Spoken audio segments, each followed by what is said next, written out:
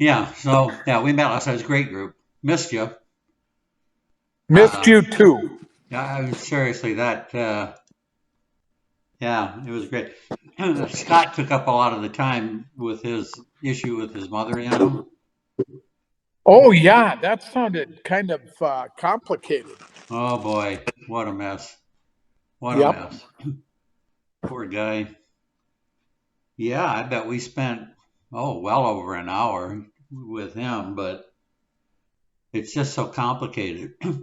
But everyone had great suggestions, and I know he felt a lot better after he just needed to kind of blow because he's really pissed off about everything. How So old of a lady is she, would you guess? 78. Okay. Yeah. And as far as her faculties, what did he report? Well, she's depressed for one thing. She lost her husband 3 or 4 years ago, and since then, Scott said she just sits in a chair. Uh, I think they took her keys away from her, car keys away from her. They're trying to sell the car and sell the house. It's in foreclosure, and yeah, it's quite a mess. Quite a mess. Poor guy is just dealing with a lot of stuff. What does he think the next step for her is therapeutically? Well, she doesn't respond. She's to suggestions about seeing a therapist, going on meds, or anything like that. Sure. You can lead a horse to water. Yes, sir. So, yeah. So, yeah, they got, so his first concern is finding a place for her. Oh, that can be just grueling. Yeah. So everything's so expensive and she doesn't have that much money. Her only source of income is Social Security. So she hasn't made a mortgage payment in quite a long while, and he Okay. didn't know that. And she's not a hoarder, but she's been in that house for like 45 years or something like that. Oh, my And heart. yeah, it's a two-story house in Edina, so it's a nice neighborhood. They shouldn't have too much trouble selling the house and getting a good price for it, but they have to get all the stuff out of there, and then Get her placed. yeah, and get her financials all straightened out. And apparently, she hasn't paid taxes in the last 3 years. You know. Yeah. So anyhow, Steve is Steve is such a funny guy. Oh, I'll say. I said, okay, so Scott has like hundreds of CDs and DVDs. Yeah. And I asked him, when was the last time you listened to any of those, or watched any of the movies? It's almost like a collection. Yeah. And I said, well, there's this woman on TV who helps people simplify their lives. And so I said, well, this woman says, you pick up something, you look at it, and ask yourself, does this bring me joy? Yeah. And if it doesn't, toss it. Amen. And Steve turned to me and he said, that's what I did with my ex-wives. Yeah, I bet. I could just hear that guy.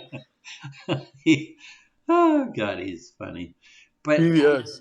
I couldn't help but think about what things that you might have said that would have been helpful. So, yeah, I missed you.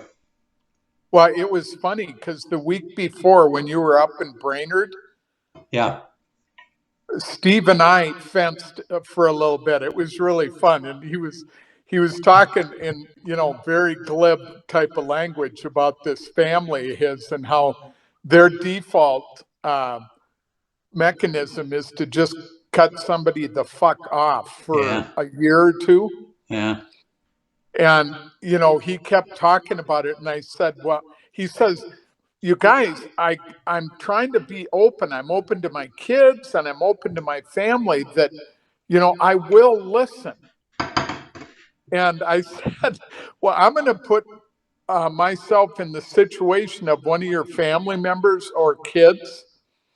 And I remember from his podcast, and I don't know if you ever listened to it, uh, Chuck, but he's got one of the like 30 or 40 podcasts that are on that website. Oh, really?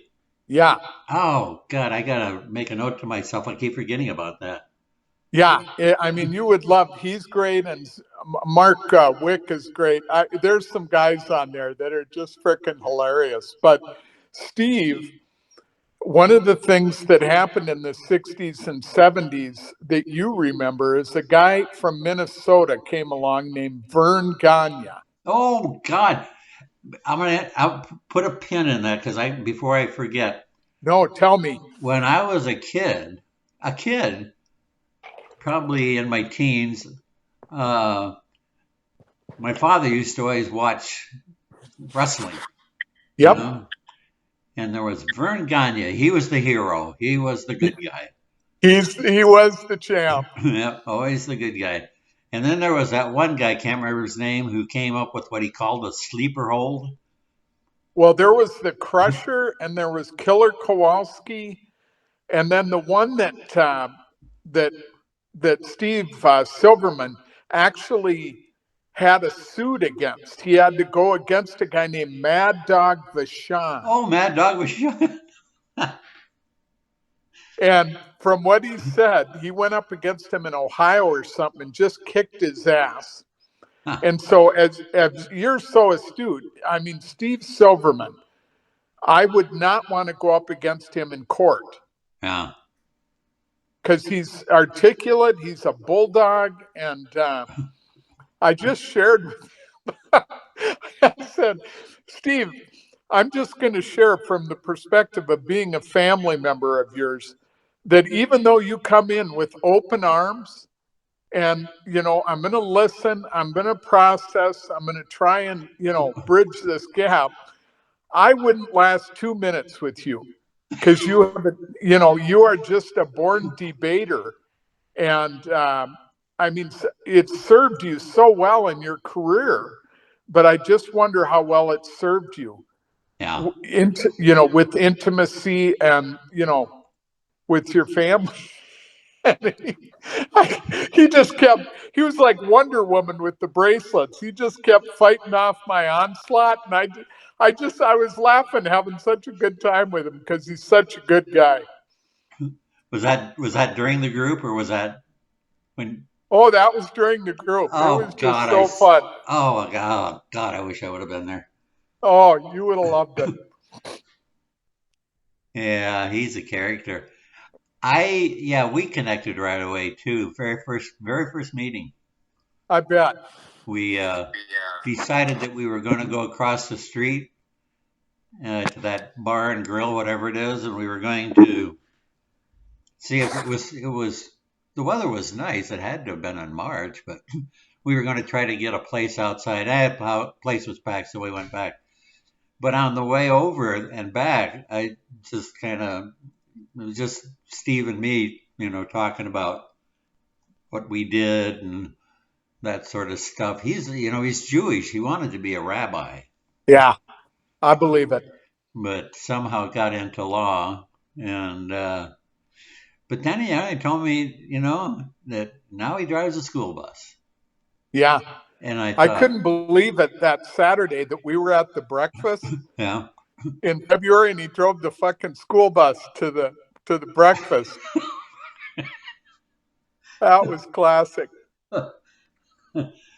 Yeah, so ever since then I think, wow, you went from being a prosecuting attorney to a school bus driver. What's that like? Yeah. And well, he must have retired. He must have retired from law before he did that. But he loves it. He loves driving that school bus. Loves the kids. The kids love him, and it's yeah. Yeah, he